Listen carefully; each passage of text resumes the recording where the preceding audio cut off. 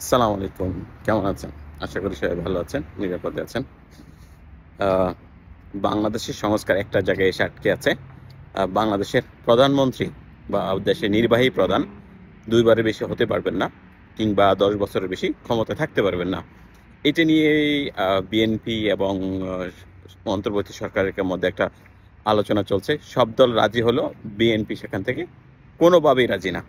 এখন কেন রাজি না বা এটা কেন জরুরি সেটা নিয়ে একটু কথা বলবো আজকে। আহ, দেশের যে শাসন বিভাগ আছে, শাসন বিভাগ নির্বাহী বিভাগ আছে, নির্বাহী বিভাগের প্রধান হচ্ছে প্রধানমন্ত্রী। তো তিনি যদি লং টাইম ক্ষমতায় থাকেন, দীর্ঘদিন ক্ষমতায় থাকেন, তার কিছু সমস্যা আছে। ধরেন, আমি আগেই বলেছি, একটা ভিডিওতে বলেছি যে একজন মানুষ যখন ফ্যাসিবাদ হয়ে উঠবে বা স্বৈর শাসক হয়ে উঠবে কখন, যখন তার হাতে অফুরন্ত সময় থাকবে। অফুরন্ত সময় থাকবে এক, দ্বিতীয় হলো তার অপুরন্ত সুযোগ থাকবে। দুইটা, অপুরন্ত সময় এবং অপুরন্ত সুযোগ। সুতরাং আপনি যদি এই দুইবারের মধ্যে বা ১০ বছরের মধ্যে বেঁধে না দেন, তাহলে তিনি ফেসিবাদ হয়ে উঠবেন এবং ওঠার সম্ভাবনা মোটামুটি শতভাগ।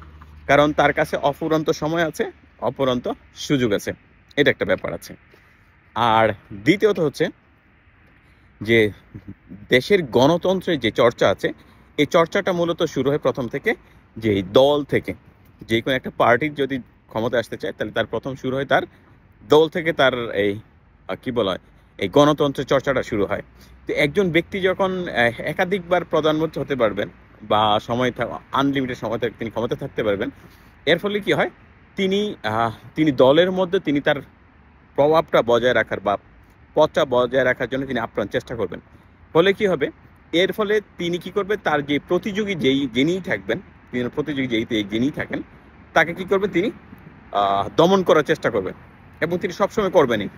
যার ফলে আমাদের বাংলাদেশের যে রাজনীতি আছে, আমাদের বাংলাদেশের রাজনীতির দলগুলোর মধ্যে কিন্তু অল্টারনেটিভ কোনো নেতৃত্ব নেই, যে আপনি যে একাধিক, মানে আপনি কি কি বলবেন, একজনের পরিবর্তে আরেকজন নিবেন, সেই সুযোগটা আমাদের নাই। ধরেন, বিএনপিতে বর্তমানে তারেক রহমান ছাড়া আর কেউ কিন্তু ওই নেতৃত্ব দেওয়ার মতো কেউ নাই, বা প্রধানমন্ত্রী হওয়ার মতো যোগ্যতা কেউ নাই।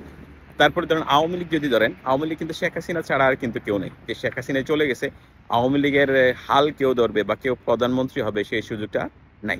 ফলে এই তারা চাচ্ছে কি, যে এইটা যদি গণতন্ত্র দলে যদি চর্চা হয়, তাহলে পারিবারিক তন্ত্র যেটা আছে, পরিবারতন্ত্র যেটা আছে, সেটা নিমিষে ভ্যানিশ হয়ে যাবে। এবং সেখানে সবার ভিতরে একটা জবাবদিহিতা আসবে। এবং সেই সাথে তাকে অ্যাকাউন্টেবিলিটি বা বিভিন্ন সময় তার ক্ষমতা চলে যেতে পারে, বা মানুষ তাকে ছেড়ে অন্য কোনো সুযোগ তার কাছে, মানুষের কাছে অপশন চলে আসবে। এটা থেকে বিএনপি বের হতে চাচ্ছে না, এবং তারা এক ব্যক্তিতে তারা ইমান নিয়ে থাকতে চাচ্ছে। এবং তারা এই সুযোগটা যদি থাকে, যে তাহলে তারা মানে ফ্যাসিবাদ আবার ফিরে আসবে। এবং তিনি যেই হন না কেন, তার মধ্যে সেই ফ্যাসিবাদ যদি নাও থাকে, তার ভিতরে তৈরি হতে একটু সময় লাগবে না। এটা হলো আরেকটা। দ্বিতীয় হলো, বাংলাদেশে বা দেশের মধ্যে যখন কোনো ক্রাইসিস মুহূর্ত আসবে, একজন লোক যখন চলে যাবে, সেই একজন লোকের জায়গাটা দখল করার জন্য দ্বিতীয় কোনো লোক থাকবে না। এটা হলো আরেকটা ব্যাপার। তো এইটা হলো আরেকটা ব্যাপার। আর দ্বিতীয় হচ্ছে, সবচেয়ে মজার ব্যাপার হচ্ছে যে দেশের যেই শাসন বিভাগ, অন্য যেই নির্বাহী বিভাগ ছাড়া আগে বাকি যেই দুইটা বিভাগ আছে, বিচার বিভাগ এবং শাসন বিভাগ, বা রাষ্ট্রপতি, যেটা শাসন বিভাগ প্রধান হচ্ছে রাষ্ট্রপতি। তো এই দুইটা বিভাগ কিন্তু আপনার নির্বাহী বিভাগের আলাদা। কিন্তু তারপরে মানুষ কি করে, এই যে দুইটা বিভাগের মানুষও কি করে, তখন ওই রাজনৈতিক যে নেতা আছে, নেতৃত্ব আছে, তার দিকে মারাত্মকভাবে ঝুঁকে পড়ে। এবং দেখবেন যে সেখানে তারা কি করে, যে একটা দলের সমর্থন হয়ে থাকে। তারা ভাবে যে ২ বছর ৫ বছর মারা ডলা খাবে, খাওয়ার পরে আবার সে আর তার যেই দাসত্ব সে যার করছে, সে তিনি আবার ক্ষমতায় আসবেন।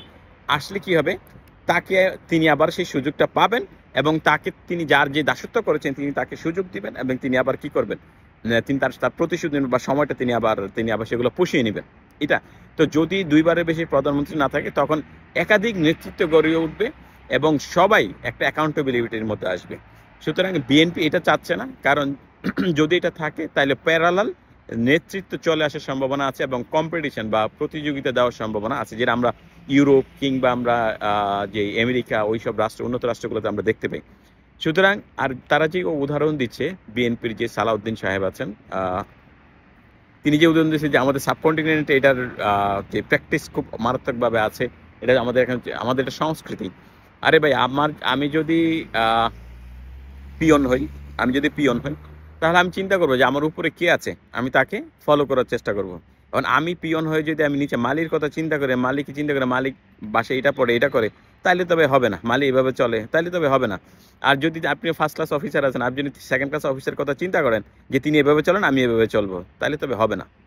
তো বাংলাদেশে মূলত এই গণতন্ত্রের চর্চা বা বাংলাদেশকে এগিয়ে নেওয়ার জন্য এই দুইবারের বেশি প্রধানমন্ত্রী না থাকা, 10 বছর বেশি প্রধানমন্ত্রী না থাকা, এটা বন্ধ করে দেন। বা জনগণ বা এই সংস্কার যদি হয়ে যায়, তাহলে বুঝবেন যে দেশ ঘুরে দাঁড়াবে।